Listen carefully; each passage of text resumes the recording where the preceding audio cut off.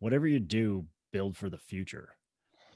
Think about where your business is going, not where it is today.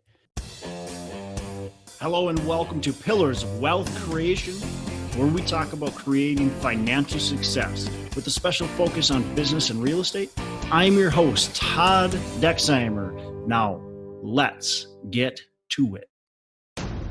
Hello and welcome back to Pillars of Wealth Creation. I'm your host, Todd Dexheimer. With me, I'm excited to have Brandon Barnes. Brandon, how are you doing today? Hey, I'm doing well. Awesome. How's it going? It's going well. We're actually talking here on election day, so exciting. But hey, I kind of like I'm telling people, like, you have a candidate that you really want to win for the president, for maybe other positions as well. But life will go on. If your candidate does not win, you can still control your own destiny, right? You can still control your own results, and life will go on. Look, it's not the end of the world either way, no matter what. 100%. 100%. So many people get so carried away and like they're going to be devastated for quite some time. And it's like, yeah, I get it. You were excited about your candidate, but life goes on. Agree. I think there's a lot of excitement in the air. Yeah. But either way, focus on your own personal destiny, your own personal legend, if you will. Exactly. So let's dive in. Brandon Barnes, again, he's a real estate investor and also owner of the REI Live and Atlanta Meetup Group.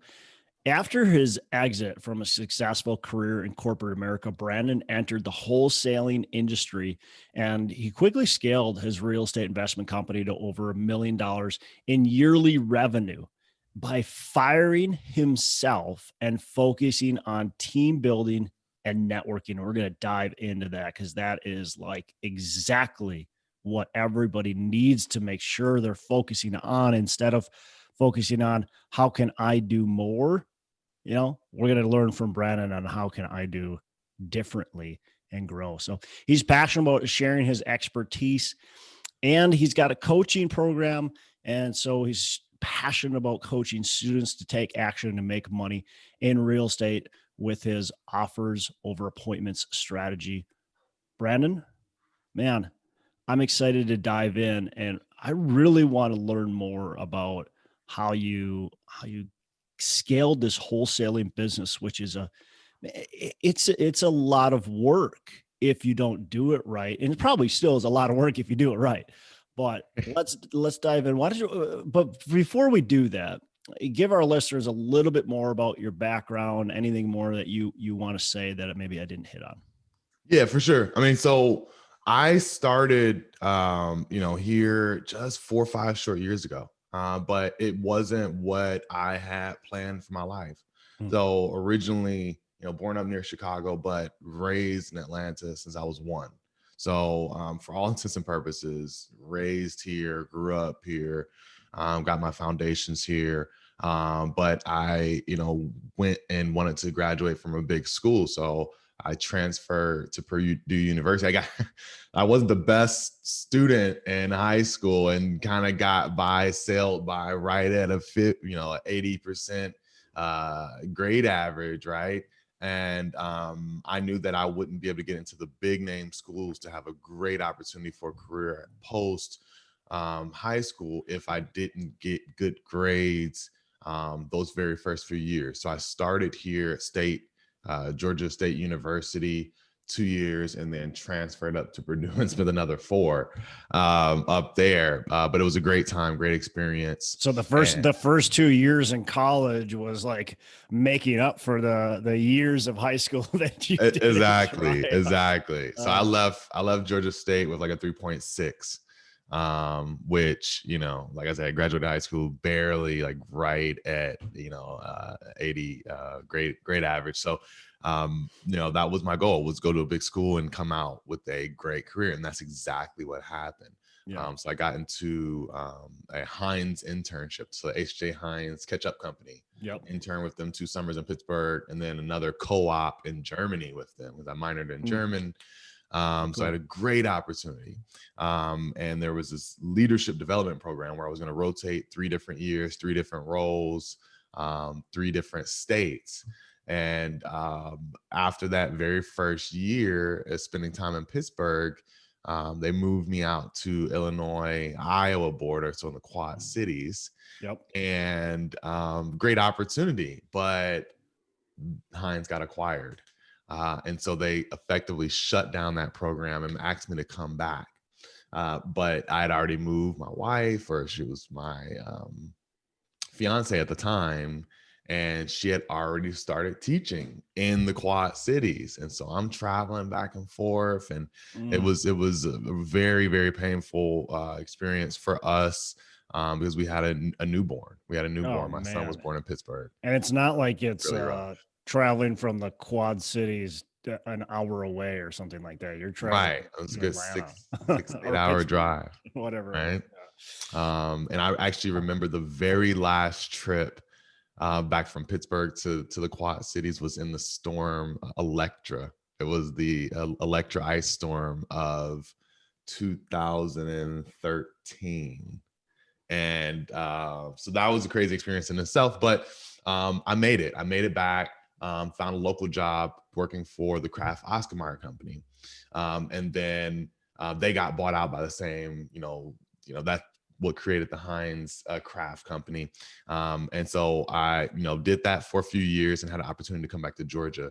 3 for 3, luck of the odds. The ice cream company that I came back to work for in Atlanta also got acquired, and then they fired me. So it just was, I had this perfect storybook plan, and it just didn't work out like that. Yeah. And so that opened the door to real estate, and I completely took hold of that opportunity because I always wanted to be an entrepreneur. And it was just that's the hand that I was dealt. And so I called a buddy and said, "Hey, what's this real estate thing all about?" And he said, "Man, I moved to Atlanta from Pittsburgh. Come by. You can learn from me. You can, learn from this mentor program, Drive for Dollars." And so that started my career. It wasn't, because I, just was the smartest guy and I knew that I wanted to get in real estate and I knew what great opportunity it was, but it was literally got fired and called and phoned a friend, and he said, "Hey, you can come learn about real estate investing from me." So you get fired, and was it you got fired and said, "Hey, I'm going to do this thing," or were you trying to figure stuff out? Were you trying to look for another job, or did you say, "Look, I'm done with jobs for now. I'm going to go figure out how to be an entrepreneur"? How was that? Where was the mindset there? Yeah, I was looking for jobs. And so I got fired 2 weeks after I got married, after, to add a little flavor to the story. We got married October 10th, 2015. I was fired by like the 21st. And so I started to apply for jobs. And when I called my buddy in December 2015 is when he introduced wholesaling to me. And I came by and I was hooked. However, I was still interviewing for positions. And the very last position that I interviewed for was with the Coca-Cola company, which would have been a great opportunity. My dad actually also works at Coke. But it was completely different. It was actually the bottling facility. So he really didn't have anything to do with that. But I did not perform very well in that interview because I think my mind was already set. Look, I'm really excited about being an entrepreneur and starting down this path of real estate. Yeah. And so that very first year, I got, based on my corporate experience, I started to build things for the business that I wanted to have in the future. So 6 months in, I hired my first team member who's still with me to this day. She was an administrative assistant, VA, that I found on Upwork.com. And she's been with me ever since. And, I knew to hire that person and pay them 40 hours because I wanted them to stay with me and really help me build this out as a business. And that's how I was able to do 6 figures that very first year and continue to grow from there, ultimately, get into, hitting a $1 million mark in year 3 and 4, and continue to grow this as a business. So I got to stop you, and I want to go back because you said something that I don't. Hopefully, everybody caught, but if they didn't, I think it's super important to catch. You said that you built for the future right away, and that's something so many people forget to do, or just don't even think they should do. Somebody just asked a question on bigger pockets, and it was, how do I set my LLC and business up? And that my response was, whatever you do, build for the future. Think about where your business is going, not where it is today. So that's so valuable. How did you hired somebody fairly quickly, but you just lost your job, you're married, you got a kid, like, right? Yeah. That you got bills to pay. Right. How did you Well, justify hiring somebody? part of that mentor program was a wholesaling in group. One of the biggest advantages of being in a mentor, because I had already had access through my buddy, but I wanted to join it myself so that Mhm. I could network with others, so I could be a face in the Facebook group, so I could build my network with other investors and aspiring wholesalers. And one of the guys in there, Clayton Morris, at the time, he had mentioned, I think I got this from him, you hire for where you want your business to be. You hire for the future, but very, very similar to what you just said. And so when I made that hire, there are, a bunch of my students say, well, I should just probably get somebody part-time, or, I should just get somebody to, I'm not going to have 40 hours of work for them. And that was the case a lot of the times early on, but I wanted somebody that was going to be fully committed to my business and not treat my business as a side hustle for them. I wanted to give her 40 hours so that I could grow with her over time. And that was the most critical component to my early success, is having an assistant that made sure that marketing was always going out, KPIs were always being tracked, emails were being answered, everything that I could, even building out an operations manual, so that when I would bring on team members in the future, she would be able to support them, so I wouldn't always have to handhold, and I could still be out building and working on the business Yeah. while she worked in the business full time. So that was some great advice that I got from a colleague that was in the mentor program, and it set very well with me. And that was the best component, biggest kind of linchpin for my early success, is having her full time with me. And it sounds like with that and continuing, when I did the intro, we talked about you built a team. You realized very quickly you couldn't be working in the business, and you'd be working on building out the business. Talk to me about the scaling of this business. How did you go from, 6 to 7 figures in the business? How did you scale it? I think a lot of people have questions when it comes to scaling, like when should I hire? How do I know it's the right time? How do I give stuff away? Obviously, there's a ton there to unpack, but let's just take it small and just start with, uncovering kind of how you started to scale. Yeah, look, the most important part for the scaling is, I think, having that assistant, so that when you bring on team members, that assistant can make sure that they have everything that they need to be successful. But the biggest piece to the puzzle for someone that wants to scale their wholesaling business is getting an acquisitions manager. And I'd heard countless people ask the question, hey, when is the time? Am I ready? Will I have enough leads for them? And it's never going to be a perfect time. If you've already been doing, activity in the business, and you've been talking to people over time, that's the you know, everybody knows that the money and the deals are in the database. There's a lot of, activity and homeowners that you've probably been working with that are in your database. So even if I'm not generating another 50 new leads each and every week, there's people in the database that, if you bring on an acquisition manager, they can start to, work with and make offers to your new leads as well as the old leads. Yeah. And so my suggestion to anybody is, if you can budget out pay for an acquisition manager in your business for about 3 to 5 months, then make that higher, because that person is going to bring you more business. Yeah. That way, anytime you're doing anything, you know that leads are being spoken to, offers are being submitted, and follow up is being done. And that was the biggest key to success.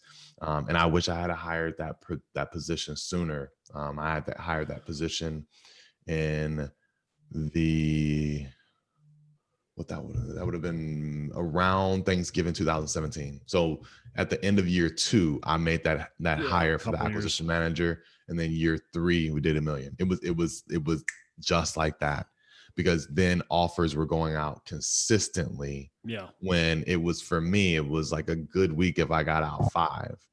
Once I made that hire in the end of 2017, that is what exploded the business. So, I always tell people, you're going to be uncomfortable, make that decision to get that acquisition manager into your business.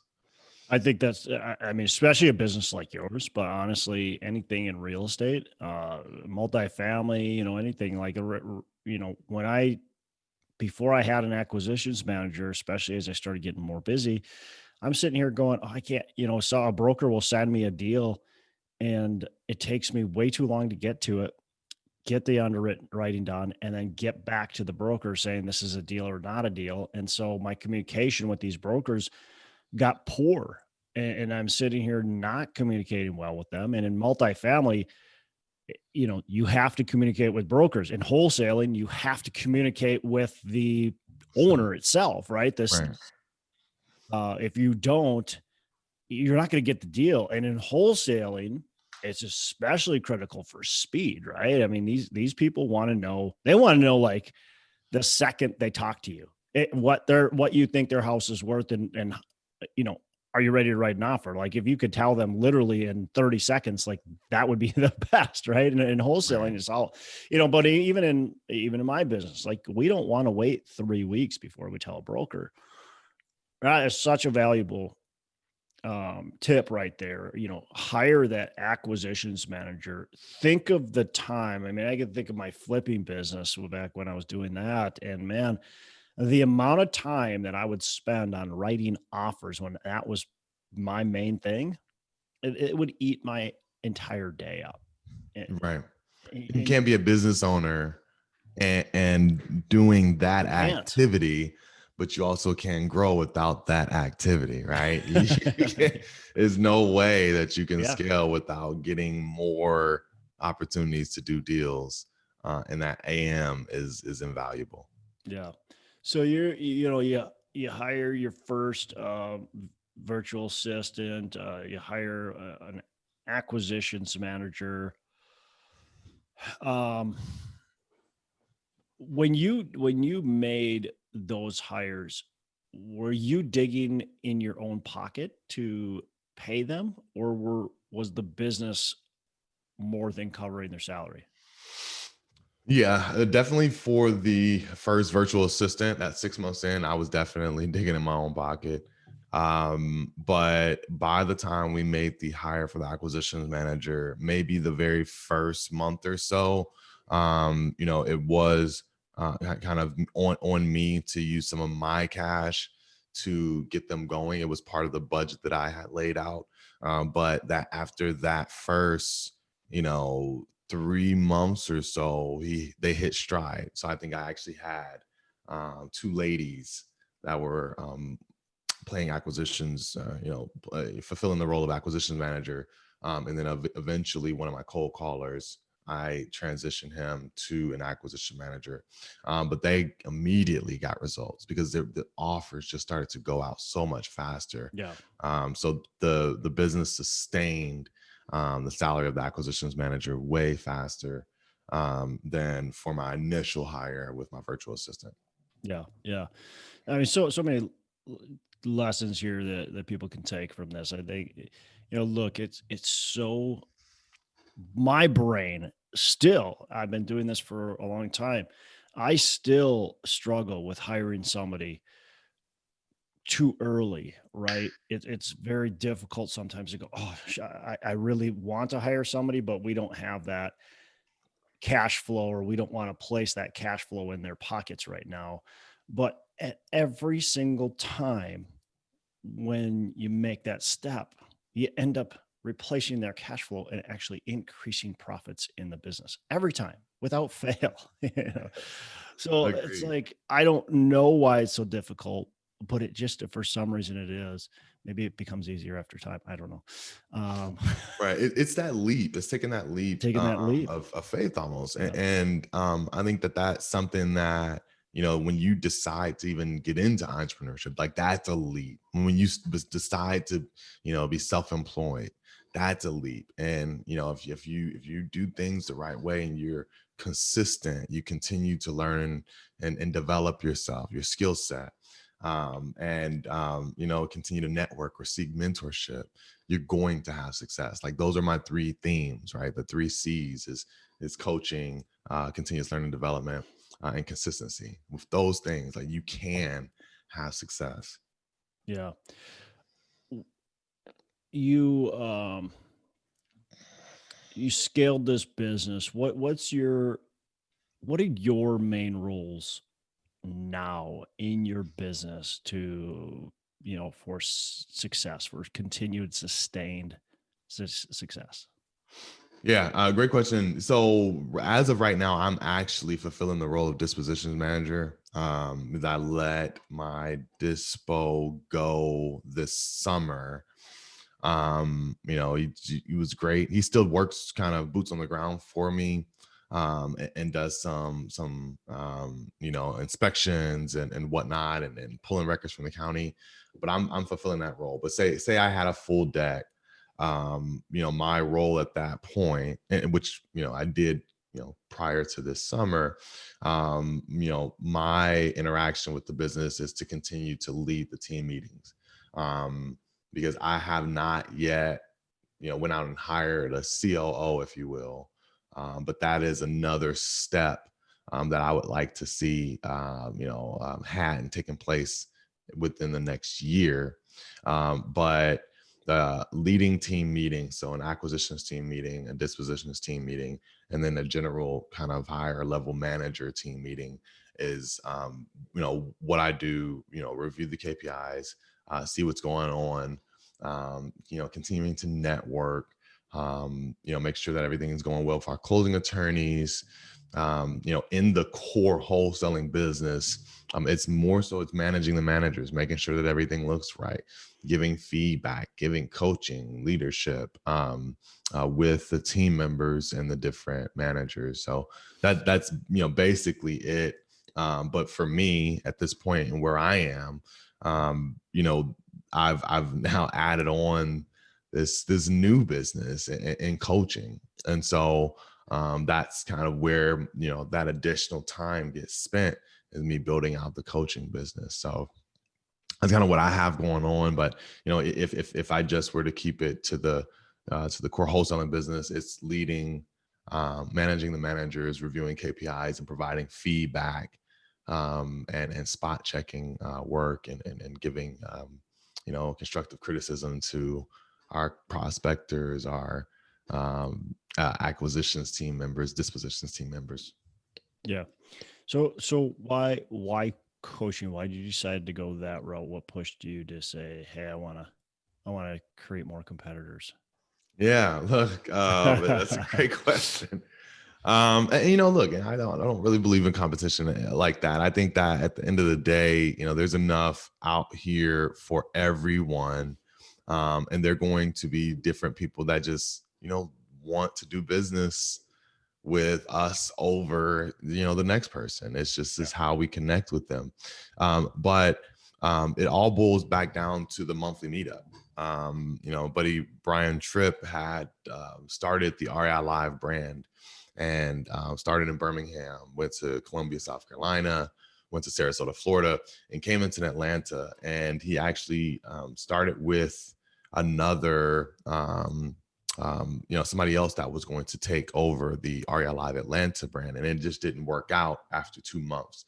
And I went and I supported him because I met him at a Wholesaling Inc. event.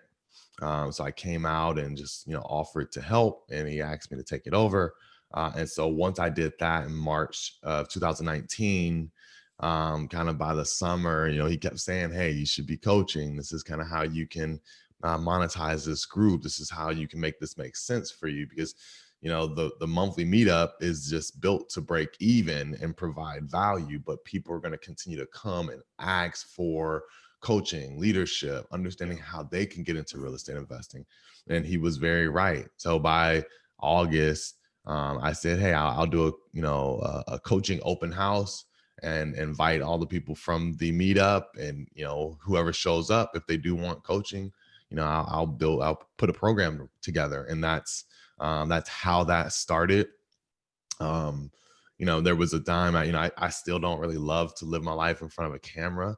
And I think that you have to live, some level of consistent content is necessary to really make it make sense. But I'm okay with that. And I'm okay with that right now. But I've, had kind of coaching and teaching in my blood. My wife was a teacher. Mom was a teacher, sister was a teacher, dad's a basketball coach. And, I did, led large teams at the, production facilities at Heinz and Kraft and Talenti, Unilever. And so it's coming pretty natural, and I'm enjoying it. I'm enjoying seeing the right students be really successful. The thing about the way that I do business, it's very systematic.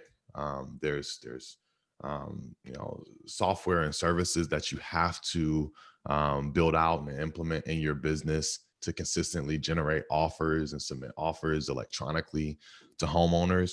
And so it's for the right type of student that is a little savvy and can implement that on their end. But I love seeing them have success. I absolutely love it, because it reminds me of the feeling that I got when I had my first success. And that's just the greatest feeling in the world.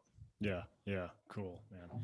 That's good. I mean, it's a great way to not only give back, but obviously you're making some money as well. So I agree. I mean, look, are you creating competition? Sure. You are, but at the same time, I agree. I don't view it like that either. There's enough deals to go around, enough deals for everyone to have.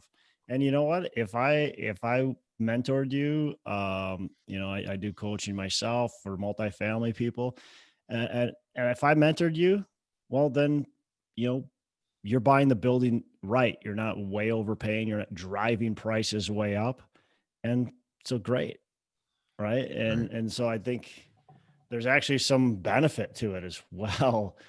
So selfish benefits, because like if I didn't mentor you, nobody did. Maybe you're way overpaying for properties. Maybe you're driving those values way up, and making it hard for everybody to buy the next property. Agree. Or giving a bad name, Doing it bad, right? to real estate investors, Yeah. right? Well, there's that too, right? Real estate, Especially wholesalers. wholesalers, flippers. I mean, landlords. Look, real estate True, very investors true. can get bad names very quickly, and it doesn't have to be from a large group. It can be from one or two bad apples that make everybody think every single person's a greedy, jerk that does this business. Agree. So yeah, I love being able to shield them and share with them the right way to do business. Love it. What's a failure or a hurdle that you've had along the way, and how did you learn and grow from it? Yeah, great question. One of the things that I think that we didn't do a great job of was cost control in 17 and 18. I think we did not properly leverage, kind of our, finances as a kind of a barometer for, how, the health of our business. I think it was more so looking at, how many deals we got under contract, how many deals are being sold, but not really digging into cash flow, really digging into, projections, and really understanding the finances early on, was something that I think that I could have done a lot better job of. I had a partner at a point in time, that was something that, he was supposed to, really lead the charge with. I probably allowed myself to not be so focused on that, but I think that it's very early on. And so, anybody that's listening, learn from my mistake and make sure that you find a way to get a bookkeeper early on in your business Oh, and yeah. really understand your numbers, really understand like what's going on, control cost, and make sure, all those little subscriptions start adding up, and all the different services that you're doing, and, and understanding what marketing is working and why this isn't, and why you should discontinue this list, or, dig in more on these types of leads. And so that was something that I think that I've definitely learned from, and rebuilding. I won't make that same mistake twice. These subscriptions that you get are meant to allow you to forget about them. They hook you in, right? You go, I think I need this. You pay for it, and then you forget about it, and you don't use it, but you forget about it because they only charge you $12 a month. All And right. we recently went through our subscriptions, my bookkeeper and I, and looked at it, and we ended up saving $175 a month on just junk subscriptions that we no longer needed, that we hadn't canceled. Mm, And it's we all it's have. like we all have so many of those. You just have to, sometimes you got to slow down and look at the finer details of your business. That's so valuable. Just don't, like you said, you guys are so focused on just like getting the next deal, buying, building, but you didn't stop to focus on like what your controllable expenses are that you can actually pay attention to and make your business more profitable. You're focusing on buying more, but is your cash flow truly going up, or are you just creating more work just because you think buying is so important? Exactly. Yeah. Agree. 100%. I've been guilty of that. Definitely. It's just, but I think that's part of our nature as entrepreneurs. At least it's me. Like I want the next deal. Like I want to get the next deal. I want to continue to build and grow the business, and you find building and growing the business. It's, I got to do more, but sometimes you got to do less. Actually, sometimes you got to look at your true business as a whole and go, okay, what can we do less of to make our business even better? Agree. 100%. 100%. This has been awesome. I love, here's wholesalers and flippers are like the two. I shouldn't say just them. I mean, I'm singling them out, but it's the two kind of real estate investors that come to your mind as being people who, they're not investors. They're just guys and gals who wholesale or flip for a hobby or create a second job. But I love talking to people like you who actually create a business, a true business. And that's actually true. And I singled out wholesalers and flippers, but it's actually true in, buy and hold investors and everybody, is they just create this hobby and they don't think about, as you said, build it right away from the future and think about how you're going to expand and how you're going to create a business and not a hobby, not a job. So I love talking to guys like you and gals that have done this type of thing in what I would say an industry that just doesn't have a ton of people that have done this, so. Right. So it's great. It's refreshing to hear how a wholesaler can actually be truly a business owner and truly build something much bigger than themselves. So For sure. Look, and at the end of the day, there are some major corporate wholesalers out here. yeah, And if yeah, they can do it, why can't we? Home Investors franchise. yeah. There's a bunch of other new ones that are popping up. I saw a commercial the other day. It wasn't Home Light. But there's a bunch of those newer home investor type franchises that are doing a lot of marketing on TV, radio, billboards. They're in essence doing the same thing that we are. They're just finding off-market discounted inventory Yep. and selling it. And, Have and you so ever you thought can of growing like that? no, that wasn't ever let me take that back. Yes, I've thought about it, but not in a major way. So I never thought about like franchising through like Home Investors or anything like that. But I did consider getting some some real corporate funding, growing it to this $10 million business to where I got radio ads and TV ads and stuff like that. But I've taken some time to really step back from that, especially recently in this year, through everything that's kind of gone on with COVID, and just talking to others, talking to friends, other colleagues, and realizing that being the biggest, baddest, so with this big sales floor isn't necessarily what I want. I don't think that that's a vision that I want, that I have for my life, to really grow it to where you have this monster machine that you always have to continue to feed, and you never really able to kind of slow down and just have some time for yourself and your family. And so I've kind of scaled back from wanting this super large acquisitions team and doing deals in a bunch of different cities. I think I can do pretty well right here, right at that 1.5 maybe 2.5 mil mark, and just keep it simple.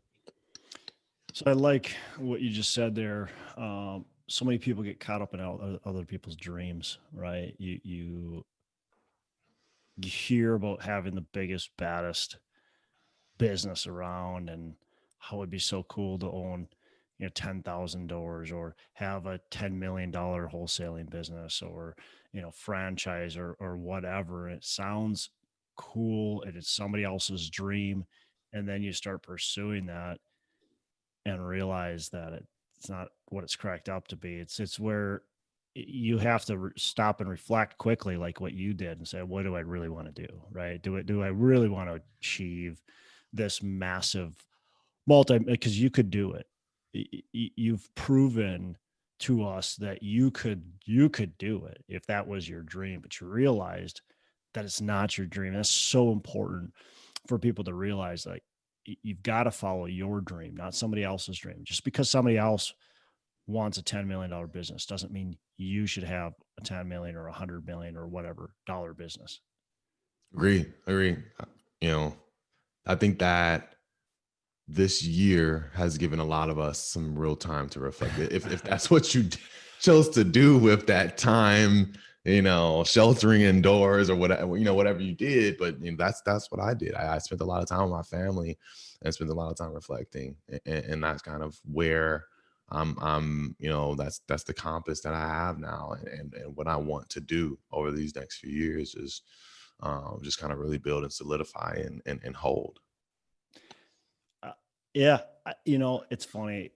The pandemic, obviously, it's caused a lot of hurt, and people have died, and it's serious. But it's caused a lot of people, myself, yourself, to actually slow down a bit and reflect and go, okay, wow, do I really need to be going at 190 miles an hour, or can I slow down a bit?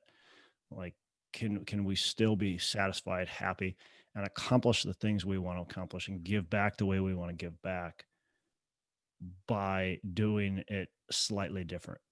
I think that's been actually a blessing through all of this for a lot of people, is to be able to step back a bit and reflect on where they're heading, where they've been going, and realize how they want to now spend their time. Agree. Yeah, it's been a great time. So how do you, Oh, definitely. yeah. It's been a great time, not a great time, but Right. yeah. So how do you do the coaching, you've got the REI live, and so maybe we already know the answer to this, but is there anything specific to your heart that you like to do to give back beyond that? Um, that's for most all intents and purposes, that's the main thing that I do. Right. Is Yeah. Which is is I give still my a lot, time by the way. and I share. Yeah, right. Because I have 4 young children, Yeah. like Oh, wow. less than 7 to 2, so they keep me busy. So And so that's I'm how in you that give back. phase. Yeah, I mean that's the phase of the life of where I am in my life, and I think Yeah. that me and my wife want to try for maybe one more, and round it out. She actually wanted 6, so I don't know if we can squeeze in 2 more by the time over the next few years. But I More mean power to that's you. the phase. That's the phase that I am. I'm Yeah. building with my children. I'm building with my business, and now through coaching students and giving value and sharing these resources for other people and knowledge in real estate investing. So. Yeah. Awesome. That's cool. What's a favorite book that you can leave our audience with? Just keeping it simple, I would point to The One Thing. It's super Great important. book. And then Great for book. folks that are just getting started out, Mike McAllowitz, Profit First, I think is going to be a good way to set yourself up for success, and making sure that your finances are, you have a game plan for what you want to do with the lump sum of cash that would come from a wholesale deal. Let's set up a Profit First system. Like it. All right. So my last question before we wrap up, what are your 3 pillars of wealth creation? Mm.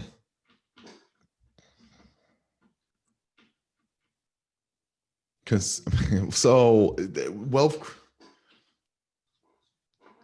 is that the question specific to?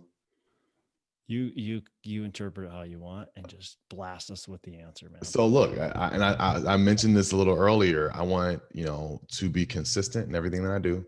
I want to continue to learn and develop myself, new opportunities, etc. And then I want to consistently seek out coaching and mentorship for the journey and the phase I am in my life.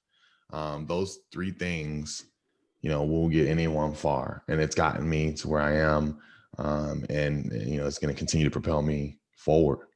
Consistency, continuous learning, development, and coaching. I love it. Definitely super valuable. All 3 of them. 100% agree. Well, man, Brandon, it's been a pleasure. Really a lot of great stuff here that people can unpack. Just building that business from the right way from the start, bringing on the bookkeeper, the part-time, or the full-time assistant, the acquisitions manager, just bringing people into your business before you're 100% ready, knowing that you're going to probably have to pay them out of your pocket before the profits come in, but the profits are going to start coming in, and it's going to expand and grow your business. And we're, like you talk to us about just actually focusing on building our business instead of focusing on working in our business. Focus on how can you improve it. And then, controlling your costs versus just worrying about the next deal. Focus on, how's our overall cash flow going, not just how many deals are we buying, and so much more. I mean, it's been a ton of fun. How can our listeners get in touch with you, learn more about what you got going on, learn more about your coaching? Just reach out. Yeah, for sure. If you go to sendmoreoffers.com has all of the social links in there to reach out to me, Facebook, Instagram, everything in the coaching program, sendmoreoffers.com. And if I could leave just one more thing that Absolutely. really kind of made me think of is and I was talking to my dad about this just recently, but one of the biggest and greatest skills of an entrepreneur is the ability to be able to take that leap of faith, that to step out on faith. Huge. And knowing that, you know, there's a greater opportunity and greater success on the other side of that leap. Hiring, you know, entering into a new business opportunity, whatever that may be, being able to take that leap and detach from, I have to have everything planned out is a super, super important skill. So you have to take that leap in entrepreneurship. Yep. Absolutely. You've got to, you have to take the risks. If you're not willing to take the risks, you're not going to grow. You're not going to be fulfilled either.